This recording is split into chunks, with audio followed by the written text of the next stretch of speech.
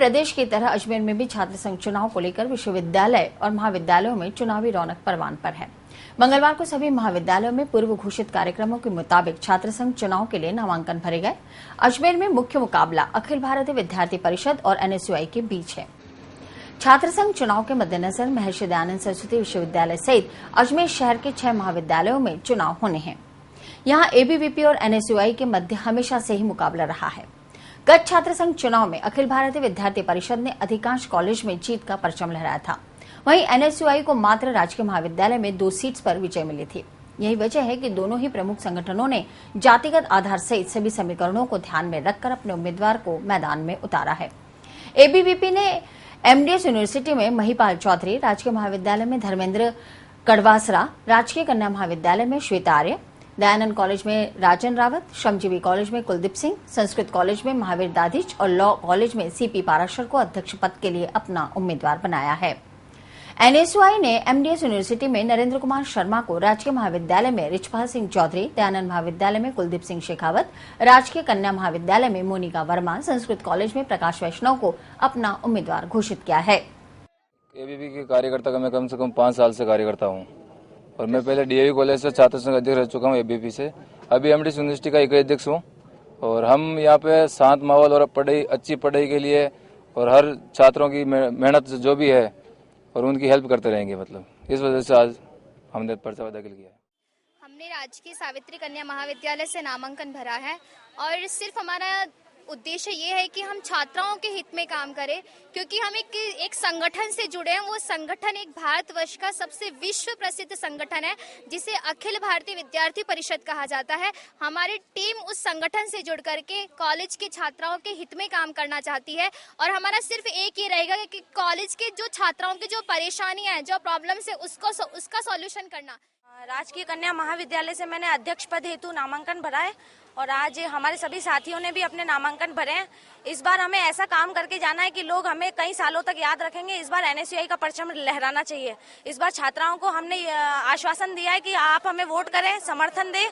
तो इस बार हम लोग ऐसा काम करेंगे कि लड़कियां हमारे साथ हमेशा समर्थन में है और रहेंगी। मैंने एनएसयूआई संगठन के लिए इतना कार्य किया है। पिछले 4 सालों से मैं एक कर्मठ कार्यकर्ता के रूप से बिल्कुल सदैव काम करता हुआ आया हूँ। वह मैंने 2 जून से, जब से एडमिशन प्रोसेस स्टार्ट होता है, जब से मैंने छात्रों की हेल्प करी है, हमेशा करता आया हूँ। इस वर्ष हमारे एनएसयूआई संगठन में ऐसा हुआ है कि कार्यकर्ता को बिल्कुल नहीं पूछा गया है, बिल्कुल हवाई नेता हमें दिया गया है कि जिसका मतलब जिसने मेहनत नहीं करी, जिसका छात्रों के प्रति कोई हेल्प की उसकी रुझान ही नहीं है, वैसे कार्यकर्ता को टिकट दिया है और अपन ने अभी निर्दलीय अध्यक्ष पद भरा है। कॉलेज के विकास के लिए एक तो मेन मुद्दे तो टाइम से टाइम क्लासें नहीं लग रही है।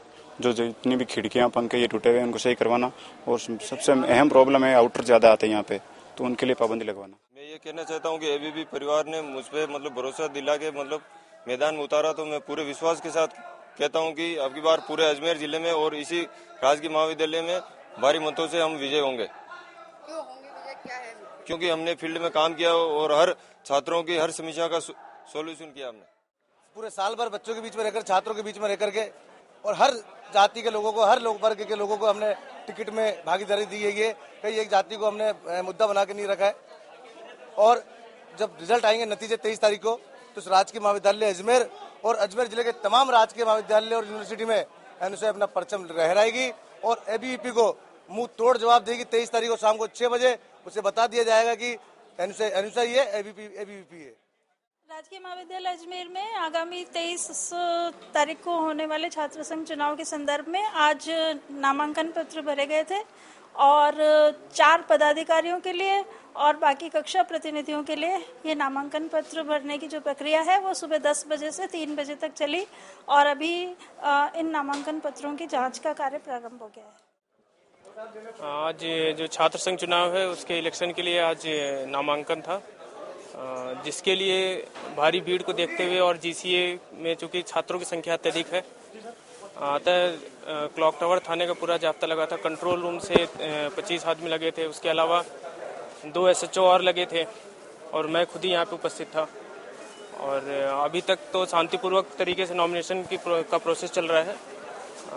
दोनों पार्टियां आके जो है कि जो एबीवीपी और एनएसयूआई वाले दोनों लोगों ने नामांकन पूरा कर लिया है। एनएसयूआई के 4 लीडरों ने यहाँ से चुनाव डाला, चुनाव फॉर्म डाला, जिसमें से अध्यक्ष पद में कुलदीप सिंह राठौड़ और शेखावत क्या, और उपाध्यक्ष पे है सुरेंद्र चौधरी क्या, और महासचिव पे है ईश्वर लखन, और चौथे नंबर पे है सचिव पे पुष्पेंद्र सिंह क्या। तो हमारा यही निर्णय है कि बोले ये चारों सीटें ये निकाल के लाएंगे, और हमें आश्वासन दिलाया इन्होंने क्या कि इस बार इस डीएवी कॉलेज में जो भी था डीएवी का वो पर्चा टूटेगा और एनएसयूआई का झंडा लहराया जाएगा। भारतीय विद्यार्थी परिषद की ओर से आज हमें हमारे चारों पैनल हमारे जो चुनाव लड़ने के लिए संगठित किया गया है, और अखिल भारतीय विद्यार्थी परिषद पूरे 4 साल से यहाँ जीत रही है, और इस साल 23 तारीख को हम यहाँ से जीत के एबीवीपी का परचम लहरा के बताएंगे। अपना मतलब निर्दलीय के रूप में नामांकन पत्र दाखिल किया है। मैं 5 साल से एबीवीपी का कार्यकर्ता रहा हूँ और एबीवीपी से मैंने तैयारी की थी। पिछले साल मेरा टिकट फाइनल हो गया था, लेकिन एज में प्रॉब्लम होने के कारण मैंने एबीवीपी का साथ दिया और अतुल शर्मा पूर्व अध्यक्ष को जिताने में अपनी पूरी महत्वपूर्ण भूमिका निभाई। और एबीवीपी ने 1 साल पहले ही निर्णय ले लिया था कि अगले साल टिकट सुशील को दिया जाएगा, लेकिन इस बार टिकट नहीं दिया गया। इस कारण मैंने अपने पूरे पैनल के साथ निर्दलीय पर्चा दाखिल किया है। नियमानुसार लिंग 2 समिति की अनुशंसा की जो नियम है उनको पालन किया जा रहा है। इस बार महाविद्यालय में 3 वर्ग सामने आ रहे हैं, एबीवीपी, एनएसयूआई और निर्दलीय। तीनों उम्मीदवारों ने अपने अपने नामांकन दाखिले करा दिए गए हैं। आज शाम को कमेटी बैठ के उनको पृथक करेगी और नियम अनुसार कल जो है फाइनल लिस्ट बन जाएगी, जिसमें पदवार 4 पद के लिए हमारे पास उम्मीदवार आ रहे हैं, अध्यक्ष, उपाध्यक्ष, महासचिव और संयुक्त सचिव। इनके अलग अलग करके इनकी वरीयता से जो नियम अनुसार 7-8 चीज़ों की ज़रूरत है, चाहे उनके डेट ऑफ बर्थ सर्टिफिकेट से लेके एफिडेविट पत्र तक है, इन सबों का कल चेक किया जाएगा और उसके बाद कमेटी की अनुशंसा अनुसार उनका फाइनल जो है चस्पा किया जाना है। एनएसयूआई को लॉ कॉलेज में उम्मीदवार ही नहीं मिल पाए। यही वजह है कि एनएसयूआई की नजरें निर्दलीय उतरने वाले उम्मीदवारों पर टिकी हुई है। अजमेर में यूं तो मुख्य मुकाबला एबीवीपी और एनएसयूआई के बीच है, लेकिन कुछ स्थानों पर टिकट नहीं मिलने से नाराज बागी के रूप में ताल ठोक चुके हैं। बुधवार को नाम वापसी की समय सीमा तक दोनों ही संगठनों द्वारा बागियों को मनाने की कोशिश की जाएगी। मैंने एबीवीपी से दावेदारी की थी, एबीवीपी के लिए बहुत काम किया, लेकिन एबीवीपी से टिकट मिल नहीं पाया, इसलिए अब हम लोग निर्दलीय लड़ेंगे। मेरे सारे कार्यकर्ता लगे हुए हैं और जितने भी स्टूडेंट हैं सारी क्लास के, फर्स्ट ईयर, सेकंड ईयर, सब मेरे साथ। उसके लिए जो भी हो पाएगा वो करेंगे सर, जितना भी हमसे हो पाएगा 100% देंगे हम। हमारा हमने आज नामांकन भरा है और हर वर्ष की बातें इस वर्ष भी हम दावा करते हैं कि अखिल भारतीय विद्यार्थी परिषद लॉ कॉलेज के अंदर अपना परचम पे रहेगा। छात्रों की जो भी समस्या होगी उस पर हम खरा उतरेंगे और छात्रों के कल्याण के लिए जो कुछ भी हमें करना है उस पर हम बिल्कुल खरा उतरेंगे। कॉलेज के मुद्दे ये है कि एक तो विषय की स्थायी मान्यता नहीं है कॉलेज में, और जो नवनिर्मित भवन बना है उसके अंदर कॉलेज का ट्रांसफर, कॉलेज का स्थानांतरण नहीं हो पाए, उसके अंदर वो करेंगे, और जो भी छात्रों की समस्या होगी, छात्र होगी, उस पर हम खरे उतरेंगे। जिस प्रकार हम विद्यार्थी परिषद के 5 वर्ष से सक्रिय कार्यकर्ता होने के बावजूद आज हमारा टिकट काट कर किसी पैराशूट को उतारा है, उसी के हम अगेंस्ट में आज खुद हमारा निर्दलीय पैनल उतार कर हम लॉ कॉलेज में चुनाव लड़ेंगे। उसमें अध्यक्ष, उपाध्यक्ष, महासचिव और सचिव, चारों पैनल पे हम उतारेंगे निर्दलीय उम्मीदवार। मैं अध्यक्ष पद के लिए चुनाव लड़ रहा हूँ और मेरी जो ये मुख्य समस्या इसकी जो कॉलेज की स्थायी इसकी मान्यता नहीं मिल पाई है। नए एडमिशनों को लेकर मैंने पूर्व में भी आंदोलन करता और वर्तमान में जो नए एडमिशन प्रारंभ हो चुके हैं, आगे जो है कॉलेज की जो बिल्डिंग है उसमें शिफ्ट कराने को लेकर जो है वो भी संघर्ष में करता रहूंगा छात्रों के हित में। मंगलवार को नामांकन भरने के दौरान छात्र संगठनों ने लिंग 2 कमेटी के गाइडलाइन को ठेंगा दिखाते हुए आदेशों की जमकर धज्जियां उड़ाई। पुलिस की मौजूदगी में छात्र जमकर हुड़दंग मचाते रहे, वहीं पूरे कॉलेज कैंपस में पैम्पलेट उड़ाकर चुनाव का माहौल बनाते रहे।